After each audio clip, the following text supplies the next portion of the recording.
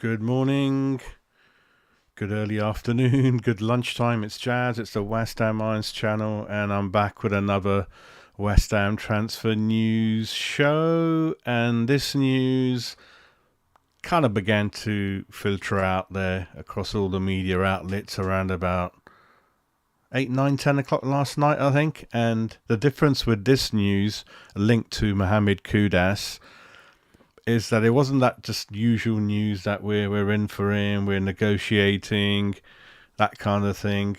It was actually Fabrizio Romano, the man who's really, really reliable and a huge source out there for all major transfers. You know, he's got a YouTube channel, thousands of followers on Twitter, got connections up and down sort of Europe anyway with all the main agents, clubs, club owners, that kind of thing, players. So he really does know what's going on. And when these negotiations are being held and people come out of the boardrooms, he usually has got access to their numbers and gets an update straight away. And he put it out there last night that the deal is virtually done. The fee has been agreed with the club. It's around 38 million pounds plus add-ons, which will take it to around 41, 42, 43 million pounds or euros, whichever way you look at it. So it's slightly more than what we wanted to pay, but the deal has been agreed. The player wants to join, which always helps. There's also rumours that another club came in quite late, but he wanted to join us, which is good to hear. So that kind of helped the negotiations. Gives you more motivation as a buying club when the player really wants to join you, I think. I think Ward-Prowse is another example where West Ham are getting quite frustrated with Southampton, but the player was quite keen to join, and we kind of didn't give up in the end. So that kind of was that. So yeah, fee has been agreed.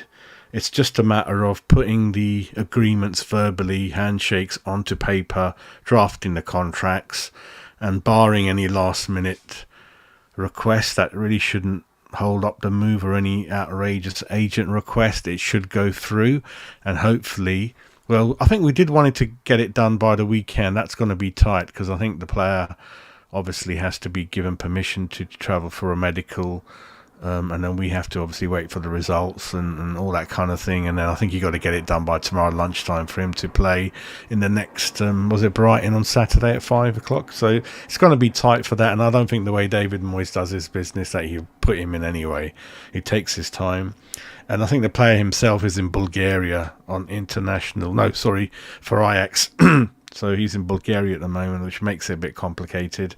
But really, just for me to share with you is that, yeah, I think the deal is heading in the right direction, and it's just a matter of, yeah, you know, ticking and crossing the T's, whatever you call it, and just putting it on paper, and that should be it, really. So he's 22, 23.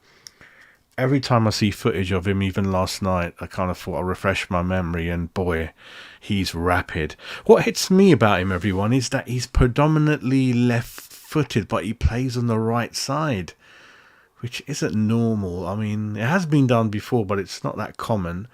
So when he's on the right side, he just does the job, but he uses his left foot a lot. So I don't know how that's going to work. And I think he can play through the middle. But another thing is I was trying to do a lineup, which I will share with you to kind of see how, you know, he will fit in. And then Nesri, you know, we'll come into that in a minute, how he'll fit in, because those talks are progressing well as well. So that'll carry on. But even with the Kudus deal, hopefully over the line, and if Nesri happens, it happens. If it doesn't, I think I think I'm confident we are going to bring a striker in, which is really good. It looks like it's going to be Nesri, and I'm okay with that. So either way, I think we're going to get Kudus in, hopefully, give us that much more pace that we need in the final third. You know, we're so slow at attacking and counter-attacking. He'll give us that pace, and Nasri or someone similar will give us that proper striker target man that we've been waiting for such a long time. You know, so our attack will look much better. And that can only be good for everyone else, really. So I was gonna share the lineup, what I think it could be, but it's very, very tricky for me.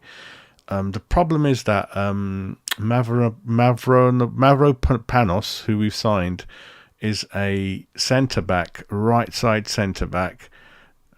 Is more comfortable playing in a 3 at the back, so 3 centre backs on the right side, can play in the flat back 4, can play right back.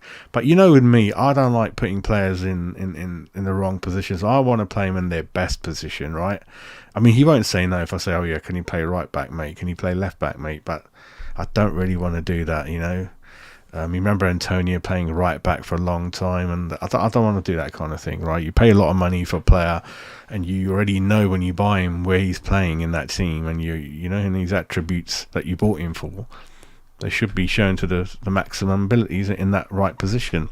So in this team, I haven't got him in there because I think can't really take Zuma out, to be fair. And the way Agard's going, if he carries on down that poor run, then you might put him in there alongside Zuma. But I'm not sure, because you're going to lose a bit of pace, I think. You're going to have 2 really big centre-backs, but they're not very mobile. So I don't know how that's going to work. If I put 3 centre-backs at the back, then we don't have the wing-backs to play that system. You know, Emerson might be all right for a couple of games down the left side. It's hard for Kufal. So as I keep saying, I know it's hard to buy so many players with so much money, and it's all limited, but we do need wing backs, because then you can play 3 at the back with wing backs. So that's why I can't do that system either.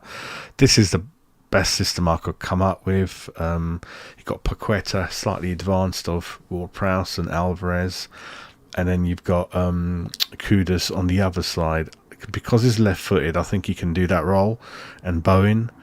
So that's kind of what I'm thinking at the moment. Benrahma, well, someone's got to be on the bench, haven't they? Benrahma, Antonio, Souček, people like that. That's what squad's about. But I can't do any other system until we get the fullbacks stroke wing-backs in. Then you can do a lot of things.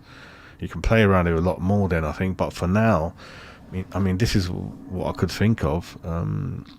But Quatta's quite unusual, isn't he? He's kind of he's put down as a CDM when he kind of isn't really. He's kind of a bit of everything, isn't he? So I put him in the middle. So that still gives us a solid 3 in the middle, isn't it? Got Ward-Prowse, Alvarez, and Paqueta. I think they can put their foot in. They're fairly good. Ward-Prowse, you got to have him in there for the set pieces and corners. That's worth a goal a game, as we've seen, and you can check his stats out. And then you got a lot of pace in the front 3. I think young. They're all so again. The age begins to come down a bit. You know, you got a young goalkeeper. Agard's young. Alvarez, Paqueta, Bowen, Kudus, and Nesri. They're all about 25, 26.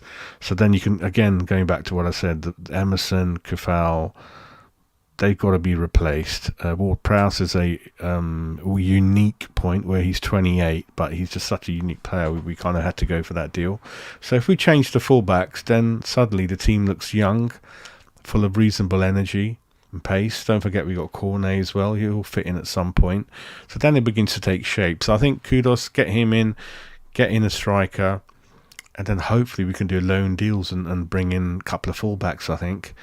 I don't think we can do anything more than that. Then we'll have to just wait until January and see how it goes. So that's kind of what I'm thinking. Let me know in the comments what you think. It is quite tricky, isn't it? When you are missing certain type of players. And wing backs are hard to find.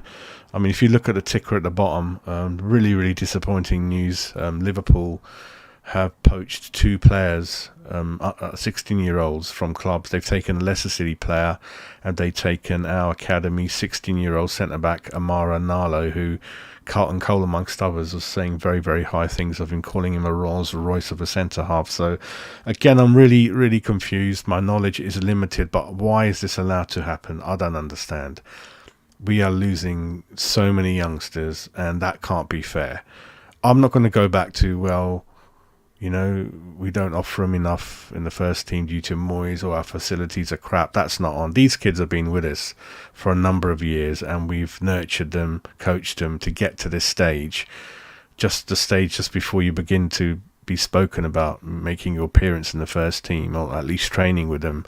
And these big clubs are going around just taking them. That can't be right. I mean, compensation is going to be minimum, you know, but that's happening to us a lot now. There's got to be some kind of protection from the FA. He's got to be under some kind of proper contract from the age of 15, shall I say, as an example, you know. This just is not on. I mean, what motivation is that for the club? I mean, it's going to put off people like Sullivan, who doesn't believe in academies and putting money in players. He doesn't believe in it. He wants the ready-made person. You can see that the way the club's structured. So, again, put your comments in for me. The point isn't if he's going to make it or not. The point is how can you just do that to another club? You go around. I mean, you've got enough in your pool anyway, Liverpool. They've got so many players from that area in the academy, and they're going all the way down south, and they're just nicking 15, 16 years. It just can't be right. It can't be right. But that's kind of me moaning anyway. So that's it for me.